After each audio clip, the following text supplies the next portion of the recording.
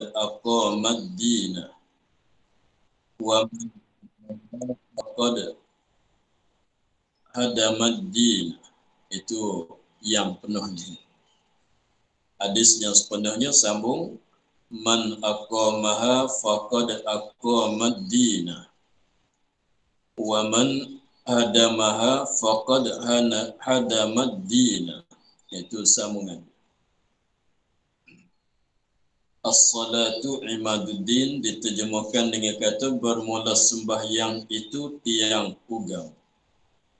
Dan sambungannya man aqamaha faqad aqamad din. Siapa-siapa mendirikan sembahyang, faqad aqamad din, maka sesungguhnya mendiri ia akan agama. Siapa dia mendirikan sembahyang, orang itulah mendirikan agama. Wa man hadamaha, dan siapa yang mengutuhkan akan sembahyang, faqad hadamad din, maka sesungguhnya mengutuh ia akan agama.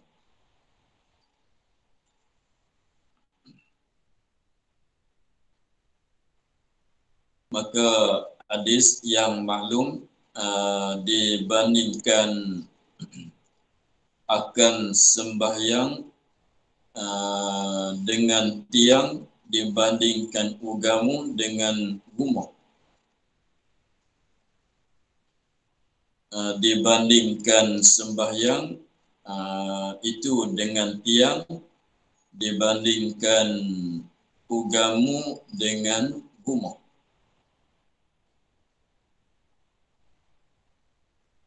Sama-sama perbandingan. Jadi rumah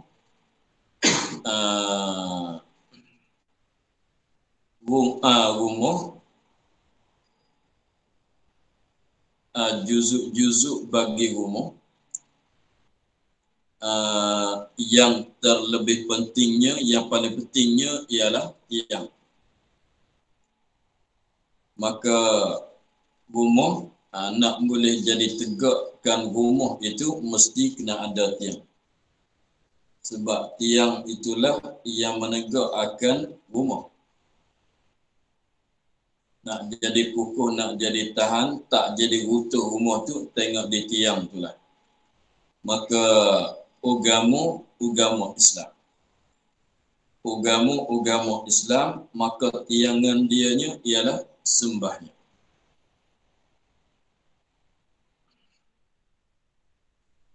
Maka itu zahir perbandingan tu Nabi katanya man aqamah, pada sambungan dia. Man aqamah, siapa-siapa mendiri akan sembahyang, faqad aqamad din, siapa-siapa mendiri akan sembahyang. Sebab sembahyang tu dikatakan dibandingkan dengan tiang. Siapa-siapa mendirikan sembahyang, sembahyang yang katanya serupa dengan tiang, mendiri mana mempasang. Siapa-siapa mendirikan sembahyang, kalau tiang kita pasang, kalau sembahyang kita mendiri menunai, faqad aqamad din, maka sesungguhnya mendiri akan agama. Maknanya kita menegak akan agama. Kita menunaikan sembahyang, pada maknanya kita meninggikan agama, kita menegakkan agama. Wa man hadamaha, dan siapa yang mengutuh akan sembahyang, maknanya tiang ada tapi kita mengutuh. Kalau tiang kita dia mengutuh, kalau sembahyang dia tak tunai, tidak menunaikan sembahyang. Kalau tiang dia mengutuh, kalau sembahyang dia tidak menunai, maka pada maknanya faqad hadamad din, maka sesungguhnya telah mengutuh ia akan agama. Mengutuh akan agama maknanya tidak ada agama Islam, tidak ada agama bagi orang yang tidak sembahyang. Maka daripada di sini timbul suatu perkara yang cuba kita perhatinya, sebab agama dibandingkan dengan rumah, sembahyang itu dibandingkan dengan tiangnya. Jadi rumah nak boleh tegak dianya, nak boleh nak boleh ada dia rumahnya, mesti kena ada tiang. Tiang itu jangan runtuh. Maknanya rumah yang tidak ada tiang, rumah yang utuh. Agama kalau tidak ada sembahyang, agama dah rusak. Kalau rumah utuh jadi rusak, tak boleh duduk. Tak boleh mendiami rumah. Apabila tidak ada tiang, ia jadi utuh, jadi rusak. Maka tak boleh kita menggunakan dengan rumah itu, tak boleh kita mendiami, menginapi dalam rumah itu. Rumah dah tak jadi rumah. Maka agama kalau tidak ada sembahyang, mengikut perbandingannya, maknanya agama tak jadi agama kalau dia tidak sembahyang. Mana kalau tidak agama Islam, apa jadi? Kalau tidak ada agama Islam, kita panggil orang kafir. Kalau tak ada agama Islam, tak ada Islam, jadi apa? Jadi kufur. Jadi pada maknanya sembahyang itu kalau tak sembahyang jadi kufur. Sebagaimana zahir daripada hadis katanya man tarakas salata faqad kafar. Setengah pada hadis katanya man tarakas salata faqad kafar. Maka sesungguhnya kufur. Sama dengan sini katanya kalau tiang tidak ada, tak ada lah agama, tak ada agama jadi kafir.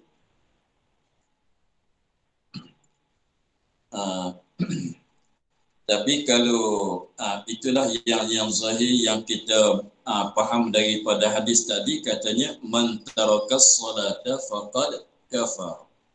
Siapa-siapa yang tinggal sembahyang, orang itu jadi kafir. Sembahyang tidak ada agama. Maknanya tinggal sembahyang pada maknanya dia mengutuhkan agama. Tidak ada agama. Tidak ada agama. Agama pun tidak ada. Agama Islam, tak ada agama Islam, jadi kufur. Tapi itulah mengikut saya. Tetapi kalau kita tilik kepada asbab yang jadi kufur, yang jadi murtad seorang Muslim itu bukan semata-mata tinggal sembahyang. Bukan semata-mata tinggal sembahyang. Hanya jadi fasik dengan sebab tinggal sembahyang. Jadi fasik seorang dengan sebab tidak sembahyang, tak jadi kufur dengan sebab tinggal sembahyang. Lepas tu dalam hadis katanya man tarakas salata faqad kafara, siapa-siapa yang tinggal sembahyang maka jadi kafir. Itu dikait oleh ulama bahasanya jadi kafir sebab tak sembahyang tu dengan sebab dia tak sembahyang serta dia kata tak wajib. Dia tak sembahyang serta dia kata sembahyang itu tak wajib, jadi kufur dengan sebab dia kata tak wajib. Bukan jadi kufur dengan sebab tak semata-mata tak sembahyang. Itu i'tikad orang Mu'tazilah. I'tikad orang Mu'tazilah, siapa mengerjakan dosa besar, orang itu jadi orang kafir. Adapun kita ahli sunnah, dosa besar tidak mengkufurkan orang-orang Islam. Maknanya orang Islam semata-mata dia mengerja akan benda yang dilarang, meninggalkan sembahyang serta tidak ubah hukum yang asal, maka tak jadi kufur, hanya jadi fasik. Sembahyang kalau dia i'tikad kata sembahyang 5 waktu itu wajib, tapi semata-mata dia tak kerja kerana malas, kerana segan, maka itu sekadar haram, jadi fasik, tidak membawa kepada jadi kufur. Jadi maknanya man tarakas salata faqad kafara, jadi kufur. Kufur maknanya murtad lah. Jadi kufur mana murtad sana itu kufur dengan sebab dia kata sembahyang tak wajib. Lalu tu dia tak sembahyang, itulah jadi kufur. Setengah ulama katanya faqad kafara bukan jadi kufur. Kufur kafara makna kufur nikmat. Orang tak sembahyang, orang tak syukur nikmat. Mana begitu. Orang tidak sembahyang itu orang yang kufur, jadi kufur nikmat. Bukan kufur murtad, tu tidak. Kufur nikmat. Jadi kita kena ambil kaedah yang tetap bahasanya semata-mata mengerjakan benda yang diharam, meninggalkan perkara yang diwajibkan tidak menjadi kufur, melainkan dia pegang kata halal, dia pegang kata harus, tak jadi wajib, tak diharam, perkara yang diharam tak wajib, perkara yang wajib itu yang menyebabkan ini. Maka seperti yang dipaham di sini bahwasanya kalau tak sembahyang maka butuh agama. Ini tidak maksud gitu, bahwasanya maksud as-salatu imaduddin, maksudnya di sini nak menunjuk kepentingan sembahyang di dalam agama Islam. Nak menunjuk bahwasanya sembahyang itu suatu ibadat yang jadi kepentingan bagi orang Islam. Jadi nak baju, nak menegak agama Islam itu dengan secara sembahyang. Jadi kalau tak sembahyang, agama Islam ada ke tidak pada diri dia, jadi orang murtad ke tidak? Tak. Jadi nak sepenuh agama Islam di diri seorang itu, mestilah kena sembahyang. Dengan sebab ini nak menunjuk maksudnya sembahyang itu ialah perkara yang penting dalam agama Islam. Maknanya kalau tak sembahyang, mana tak buat perkara yang penting. Tak buat perkara yang penting dalam agama. Kalau tak buat perkara yang penting, seolah kata benda itu tidak ada.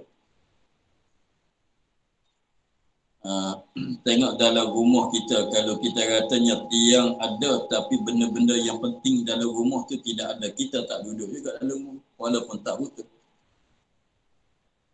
Benda-benda yang penting elektrik tidak ada, air pun tidak ada, alat memasak pun tidak ada dalam rumah, kita tak duduklah dalam rumah tu. Sebab apa? Benda-benda yang kepentingan tidak ada dalam rumah. Walaupun rumah tak utuh. Tapi kalau betul tentu dah tak boleh guna. Kita tak menginap, tak duduk dalam rumah. Tapi kalau rumah tak utuh sekalipun, tapi benda-benda kepentingan tu tidak ada. Makanan tidak ada. Elektrik pun tidak ada. Air pun tidak ada.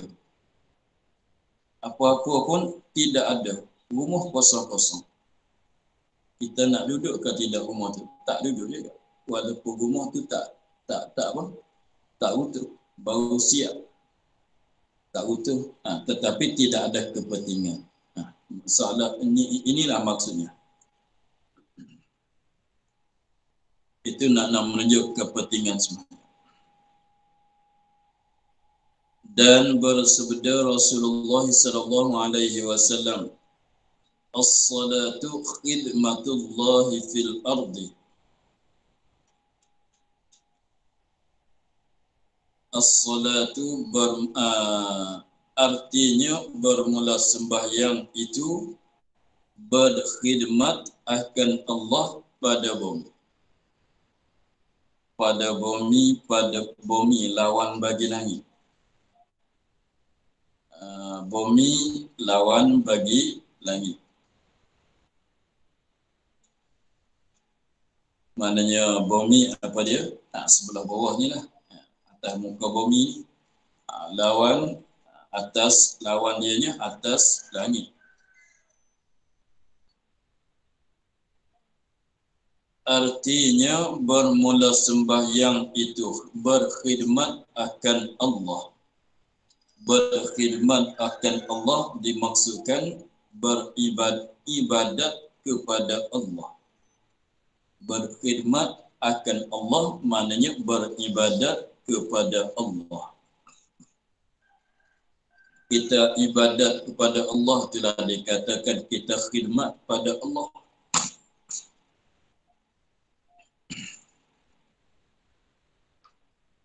Bermula sembahyang itu berkhidmat akan Allah. Jadi beribadat, ibadat kepada Allah pada bumi. Jadi maksudnya ibadat yang Allah Ta'ala merintahkan ahli penduduk di bumi ialah sembahyang. Semenjak daripada dulu-dulu lagi bukan tertentu dengan umat Nabi Muhammad saja. Umat Nabi-Nabi dulu pun ada sembahyang. Seperti katanya apa dia? Wanadatul malaikatu wa huwa yusalli fil mihrab. Fanadatul malaikatu, menyeru memanggil akan Nabi Yahya oleh malaikat wa huwa yusalli fil mihrab. Walaha dia sembahyang di dalam mihrab.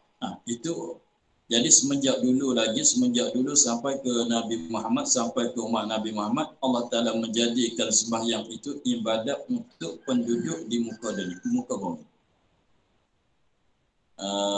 Ibadat yang diibadahkan dengan dia oleh ahli bumi ialah sembahyang.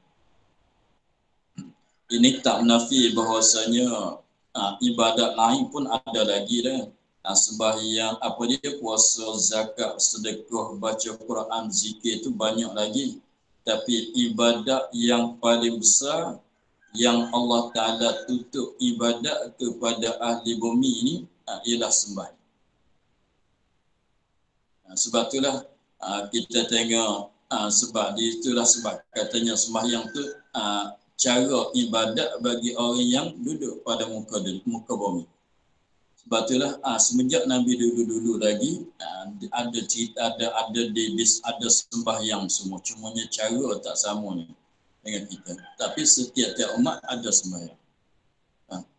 Ada sembahyang. Itulah menunjuk katanya sembahyang itu khidmat. Maknanya cara ibadat ahli bumi.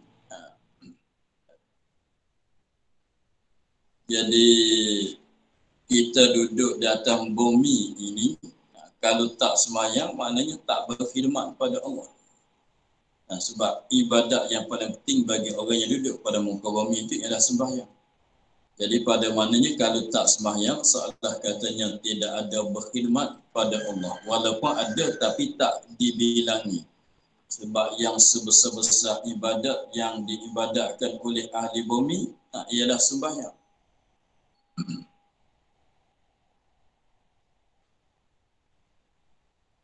Dan sebenarnya Nabi sallallahu alaihi wasallam, as-salatu qurbatu kulli taqiyyin. As-salatu qurbatu kulli taqiyyin. Atau baca qurbatu kulli taqiyyin. Artinya bermula sembahyang itu berdamping diri tiap-tiap orang yang takut akan Allah. Taqiyin, orang-orang yang takut, muttaqin, orang yang takut akan Allah Ta'ala.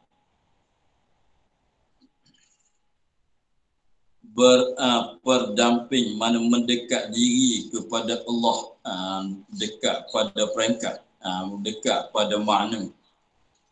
Jadi ni macam ni sama dengan katanya ini pakaian orang kaya ni. Pakaian ni pakaian orang kaya. Orang kaya suka pakai pakaian ini. Tengok benda-benda yang harga mahal, apabila tengok kereta ke apa yang harga mahal tu selalu dicakap ini kereta orang kaya. Orang susah tak pakai kereta ni, tak ada duit nak beli. Misal tak sampai nak beli. Ini jam orang kaya. Kalau tak kaya tak boleh pakai jam ini. Sama dengan cakap. Jadi sembahyang qurbatu kulli taqiyyin. kita sepatutnya ingat bahawasanya kurbat mufrad, itu jamak, mufradnya kurbatun. Kurbatun ibadatun amalun, amal, kurbah, ibadat, taat, amal, amal baik, amal kebajikan, amalul birri, itu perkara yang sama semua. Jadi kurbat maknanya berdamping, jadi maknanya penatah ibadat. Tapi ibadat itulah tilik kepada kita buat untuk nak mendekati kita kepada Allah, ia panggil kurbatun. Sembahyang tilik kepada kita buat sembahyang untuk nak menunaikan hambaan kita kepada Allah Ta'ala, maka itu ia panggil ibadat. Sembahyang kita buat, sembahyang itu contohnya sembahyang puasa, zakat, haji, lain pun kita sama lah. Jadi kalau kita buat tilik kepada buat, kenapa? Kerana nak mendekati diri kita kepada Allah Subhanahu Wa Taala, nak menambah darajat kita, nak menambah dekatan kita kepada Allah Taala. Dekat maknawi, dekat pada makna saja. Itu panggil kurbatun. Sembahyang dan lain-lain lagi tilik kepada bahawasanya kita buat itu untuk nak menunaikan kehambaan kita kepada Allah, itu panggil ibadat. Sembahyang kita buat tilik kepada bahawasanya kita buat tu kerana nak patuh akan arahan Allah Ta'ala, itu panggil taat. Jadi maksudnya sama. Jadi kurbatun dengan taat, dengan ibadat, dengan amalan kebajikan, supaya mana sama. Jadi maknanya dia menunjuk bahawa sembahyang itu ibadat bagi orang yang bertakwa.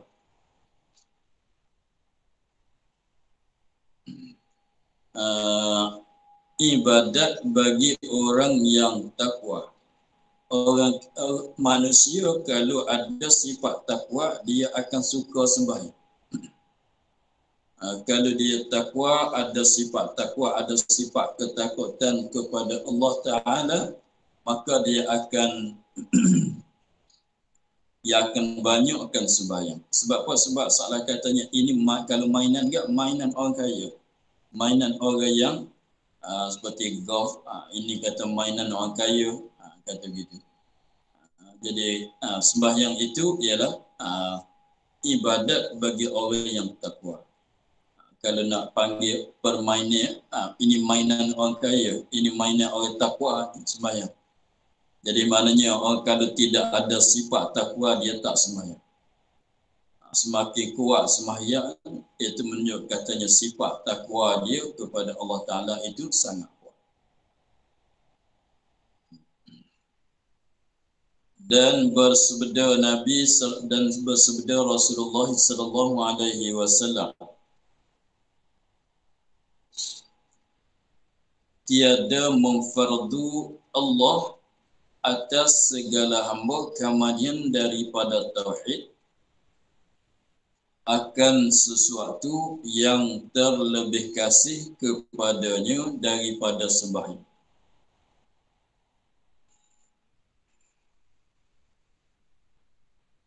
Dan jikalau ada sesuatu yang terlebih kasih kepadanya daripadanya, nascaya berbuat ibadat dengan dia oleh malaikat.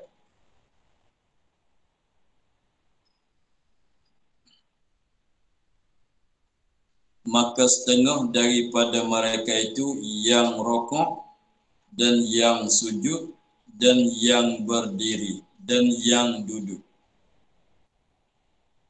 Dan dikatakan bahawa segala sembahyang daripada malaikat pada segala langit dinamakan mereka itu Khuddamur Rahman. Dan bermegah-megah mereka itu dengan demikian itu atas segala yang tinggal daripada mereka.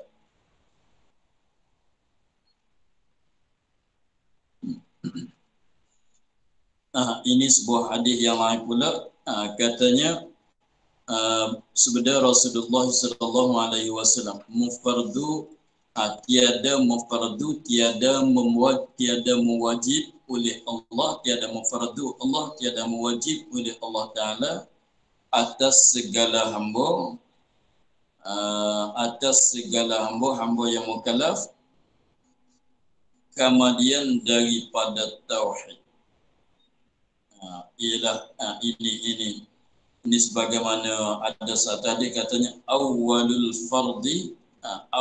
wajib ialah at-tauhid. Awal benda yang wajib yang pertama di atas kita mukallaf ni apa dia? Bertauhid. Bertauhid. Awal perkara yang wajib di atas kita orang mukallaf ialah bertauhid. Mengiktikad bahawasanya Allah Ta'ala itu satu. Sebab apa? Sebab kalau tak tauhid jadi syirik. Kalau tak tauhid itu jadi syirik. Apabila jadi syirik, tak jadi mukmin, tak jadi beriman. Jadi maksudnya awal perkara yang diwajib di atas kita orang mukallaf ialah bab i'tikad. Perkara-perkara yang diwajib yang pertama di atas kita orang mukallaf ialah bab i'tikad. I'tikad bahawasanya Tuhan satu dan lain-lain lagi lah. Untuk nak mesahkan i'tikad tu bukan sekadar Allah Ta'ala satu. Jadi maknanya awal perkara yang wajib itu ialah mengesahkan iman. Beriman dengan Allah. Maka yang nombor dua apa pula? Jadi mana Allah Ta'ala tidak memfardukan di atas hamba-hambanya selepas pada dia fardukan tauhid. Tiada memfardu sesuatu pun tak difardu yang lebih kasih kepada Allah daripada sembahyang. Yang lebih kasih kepada Allah daripada sembahyang. Jadi maknanya selepas pada Allah Ta'ala yang pertama tu ialah at-tauhid. Allah fardu tauhid di atas kita manusia. Lepas tu selepas pada tauhid tu Allah Ta'ala tak memfardu akan yang lain daripada sembahyang, tidak ada. Maka sembahyang itulah fardu yang nombor dua, yang diibadatkan, yang dikasihi oleh Allah Subhanahu Wa Ta'ala dengan sembahyang. Jadi maknanya tauhid tu tak payah bilanglah dengan dia, sebab kalau tak ada tauhid jadi murtad, jadi kufur. Jadi mestilah nak sah ibadat, semua ibadatnya mesti kena ada tauhid, kena ada iman. Lepas tu selepas pada tauhid, apa yang ibadat yang lebih kasih kepada Allah, yang lebih disukai kepada Allah, mana ibadat yang Allah Ta'ala paling suka, paling kasih kepadanya ialah ibadat sembahyang. Ibadat yang paling disukai oleh Allah Ta'ala, ibadat yang Allah Ta'ala sangat suka kepada ibadat itu ialah tak lain tak bukan ialah ibadat sembahyang. Jadi mana selepas pada tauhid, ibadat yang paling kasih kepada Allah Ta'ala ialah sembahyang. Jadi maknanya kalau nak banding, kalau orang tanya sembahyang, puasa, zakat, haji dan lain-lain lagi, manakah ibadat daripada ibadat yang tersebut tadi itu yang paling disukai oleh Allah, yang paling kasih oleh Allah Ta'ala akan ibadat itu? Maka jawabnya sembahyang, selain pada tauhid. Sebab tauhid itu nombor satu. Tauhid itu nombor satu sebab nak mengesahkan segala ibadat. Jadi selain pada itu, mana ibadat mana yang Allah Ta'ala sangat suka sekalinya, yang sangat sukanya ialah ibadat sembahyang. Tidak ada dah ibadat selain pada ibadat tauhid yang disukai oleh Allah kepadanya yang selain pada sembahyang, tidak ada. Jadi ibadat sembahyanglah ibadat yang paling sukai oleh Allah Ta'ala. Jadi maknanya itulah nak menggemarkan kita di atas sembahyang. Sebab apa? Sebab sembahyang ialah ibadat yang disukai oleh Allah Ta'ala, yang sangat suka. Yang sangat suka ialah ibadat. Tidak ada dah ibadat selain pada ibadat tauhid yang disukai oleh Allah kepadanya yang selain pada sembahyang tidak ada. Jadi ibadat sembahyang adalah ibadat yang pada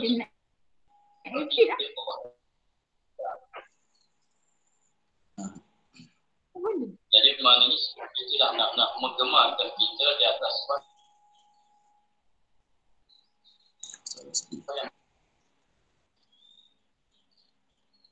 Dan jikalau ada sesuatu yang lebih kasih kepada Allah daripadanya, dan jikalau ada sesuatu ibadat yang terlebih kasih, yang lebih disukai kepada Allah daripada sembahyang. Nah, kalau ada ibadat yang lain lagi lebih disukai kepada Allah yang selain daripada sembahyang. Kalau ada ibadat yang lain pada sembahyang yang lebih disukai kepada Allah, yang lebih dikasihi oleh Allah, nascaya tiada berbuat ibadat dengan dia oleh malaikat. Kalau ada ibadat yang lain yang disukai oleh Allah Ta'ala lebih pada sembahyang, malaikat yang ada di langit tak sembahyang. Buat benda lain lagi sebab ada benda yang tinggi lagi daripada sembahyang. Kalau ada benda yang tinggi lagi daripada sembahyang, malaikat yang ada pada langit tak sembahyang. Kenapa? Sebab sembahyang duk nombor 2, nombor 3, dia tak akan sembahyang lah, dia ambil nombor 1. Sekiranya kalau sembahyang itu duduk peringkat nombor 2, nombor 3, nombor 4 gitu, tentu malaikat pada langit dia tak sembahyang. Sebab apa? Sebab sembahyang ini rendah. Dia akan ambil ibadat yang paling tinggi daripada sembahyang. Tetapi kenapa kok malaikat pada langit dia beribadat dengan ibadat sembahyang? Sebab apa? Sebab ibadat tidak ada dah. Ibadat yang paling tinggi daripada ibadat sembahyang tidak ada. Sebab tu dia sembahyang. Pertunya kalau ada ibadat yang lebih tinggi dikasihi oleh Allah, tentu dia tak sembahyang. Dia ambil yang tinggi lagi lah. Itu maksudnya. Kalau ada ibadat yang lain daripada sembahyang yang lebih kasih kepada Allah, tentu malaikat yang ada pada langit tak ibadat dengan sembahyang. Bahkan ibadat dengan yang lain adalah yang paling kasih pada Allah. Padahal ni kita maklum bahasanya malaikat yang ada pada langit mereka pun sembahyang juga. Cara dia lah. Kita sembahyang cara kita, dia sembahyang cara dia. Ini nak ceritakan malaikat sembahyang cara mana. Maka setengah daripada mereka itu malaikat-malaikat pada langit yang rokok dan yang sujud dan yang berdiri dan yang duduk.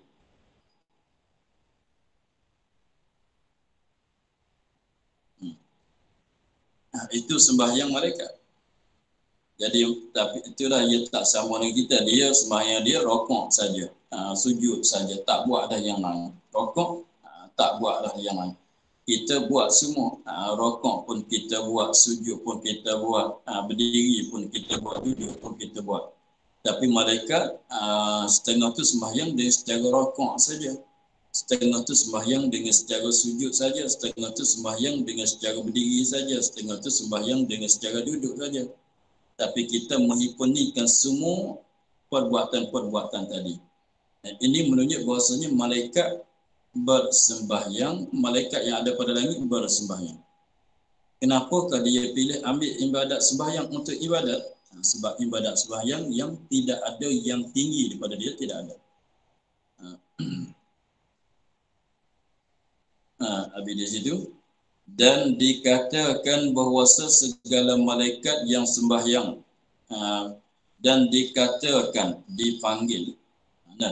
Dikatakan bahawasanya segala yang sembahyang daripada malaikat. Mana malaikat yang sembahyang, malaikat-malaikat yang ada pada langit yang sembahyang itu dinamakan mereka itu yang segala yang sembahyang. Khuddamar Rahman.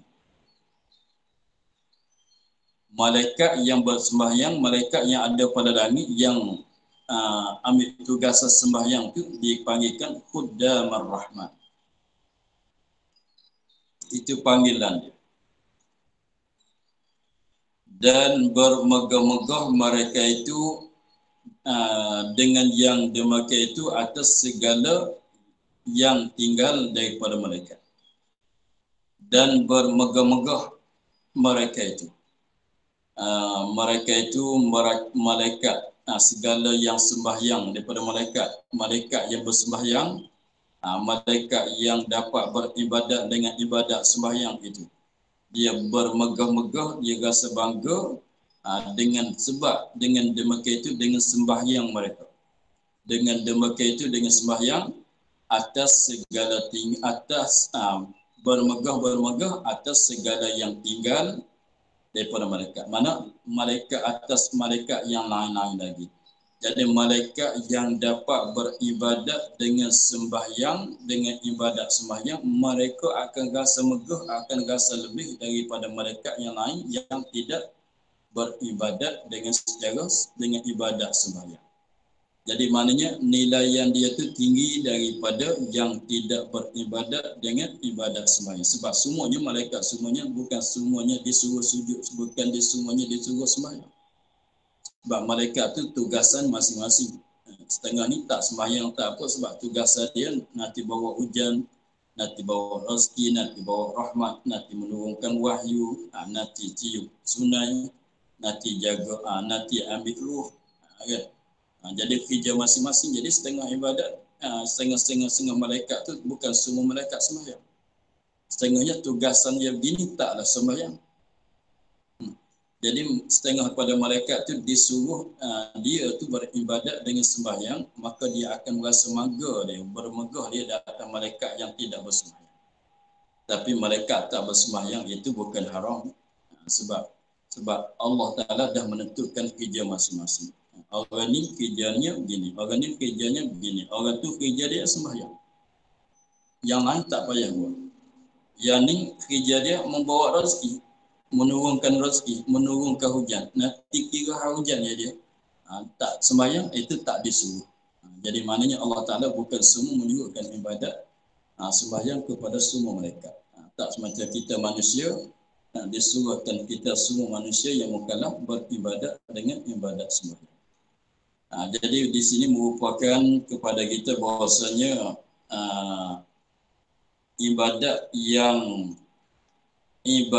yang pertama, yang awal, yang pertamanya ialah ibadat tauhid untuk nak mengesahkan iman. Ialah sakut, maknanya ibadat yang pertama ialah beriman dengan Allah Subhanahu Wa Taala. Itu kepalanya, itu anak kuncinya, itu pintunya. Sebab kalau tidak ada iman, sembahyang tak berguna, puasa tak berguna dan lain-lain pun tak berguna. Jadi pertama kalinya kena ada asas dia ni ialah iman. Lepas tu selepas pada tauhid, selepas pada iman, apa yang paling yang nombor 2-nya tak lain tak bukan ialah sembahyang. Sembahyanglah ibadat yang tertinggi selepas pada tauhid. Maka Nabi sebut dalil mana? Dalil katanya ibadat itu lebih penting, lebih dikasihi oleh Allah. Dalilnya malaikat pada langit, mereka pun bersembahyang juga. Maka mereka yang sembahyang itu dia rasa megah diri dia daripada malaikat yang tak dapat sembahyang. Itulah kebesaran sembahyang. Maka untuk pagi ini kita sakat tu. Esok hari kita sambung pada katanya bermula dan bersabda Rasulullah SAW bermula sembahyang itu nur orang mukmin. Wallahu a'lam. Alhamdulillah rabbil alamin. Bismillahirrahmanirrahim. Alhamdulillah rabbil alamin. Wassalatu wassalamu ala asyrafil anbiya'i wa ala alihi wa sahbihi